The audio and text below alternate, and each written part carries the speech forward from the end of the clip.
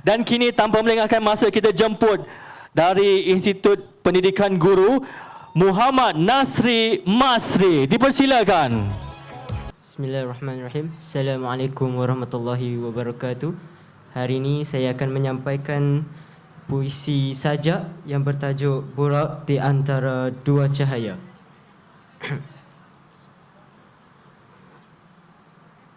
Akulah borak makhluk cahaya dari langit bening, melintas antara Masjidil Haram dan Masjidil Aqsa, membawa amanah Tuhan yang berdenyut di dada manusia.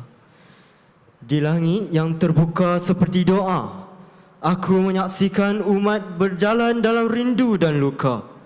Namun, iman mereka tetap terpelihara, seperti bara kecil yang tidak pernah padam. Aku menempuh jarak bukan dengan tapak kaki, tetapi dengan keyakinan bahawa setiap perjalanan yang bermula dari sujud akan berakhir di pengampunan. Wahai insan, dengarlah derap sayapku. Aku bukan sekadar kisah lama, tetapi panggilan jiwa agar engkau bangkit, mendekat kepada cahaya ilahi.